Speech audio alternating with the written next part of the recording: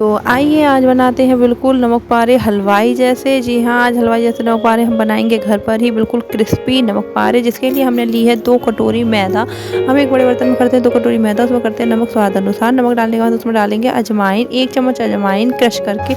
उसके बाद हम इसमें डालेंगे देसी घी। मैं यहाँ 2 बड़े चम्मच देसी घी इसमें डाल दूँगी। देसी घी डालने के बाद हम इसे अच्छे से मिक्स करेंगे। घी इसमें इतना होना चाहिए जिसके जैसे ही हमें इसके लड्डू टाइप के बनाए तो वो अच्छे से जुड़ जाएँ इस तरीके से। ये देखिए आटा जुड़ने लगे, इतना इसमें घी होना चाहिए। फिर हम नॉर्मल पानी से इसे अच्छे से गूँथ देंगे। पानी से हमें इसे अच्छे से गूँथना है, मलना है।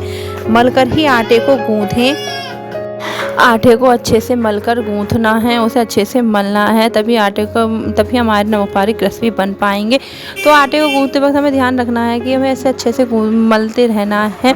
और इसे गूँथने के बाद हमें थोड़ी देर के लिए इसे ढक के रख देना है, कम से कम 15 मिनट के लिए। 15 मिनट बाद देखिए हमारा आटा कैसा हो जाएगा। हमारे आटे में बिल्कुल तैयार है नमक पारे बनाने के लिए। अभी हमें इसे थोड़ी देर के लिए और मलना है, कुछ इस तरीके से। अगर आप इस तरीके से मलेंगी इसे आटे को तो ये बिल्कुल हलवाई जैसे नमक पारे बनकर हमारे तैयार होंगे। आपने मार्केट के नमक पारे तो ज़रूर खाए होंगे, नहीं खाए हो तो प्लीज़ आप इस तरीके से बना कर देखें, आपको बिल्कुल मार्केट जैसे हलवाई जैसे नमक पारे बनकर तैयार होंगे। बच्चों को ये बहुत अच्छे लगते हैं, बहुत ही बच्चों के फेवरेट होते हैं, मठरी की तरह ही बनते हैं ये। तो यहाँ पर हमारा आटा बिल्कुल तैयार है। अब मैं इसमें से करूँगी 2 पार्ट।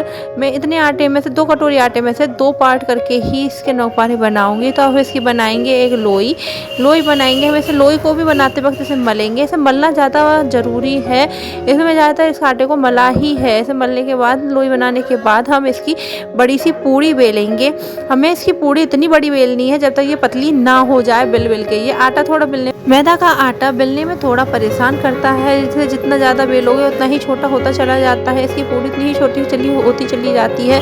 तो हमें इसे अच्छे से हाथ से दबाकर ही बेलना है। तो हमें इसकी पूड़ी कम से कम इतनी बड़ी कर लेनी है जब तक ये बेलकर पतला ना हो जाए। कम से कम हमें इसे इतना पतला कर लेना है। नमक पारे पतले ही होते हैं और मट्ठी की तरह हमें इन्हें मोटे नहीं करना है, पतला ही करना है। अगर आपने बाजार के नमक पारे खाए हो तो बहुत ज़्यादा ही पतले होते हैं और बहुत ज़्यादा ही क्रिस्पी होते हैं। तो यहाँ पर हमारी पूड़ी बनकर बिल्कुल तैयार है। कम से कम इतनी पतली पूड़ी हमें बेलनी है। पूड़ी बेलने के बाद हम करेंगे इसकी कटिंग।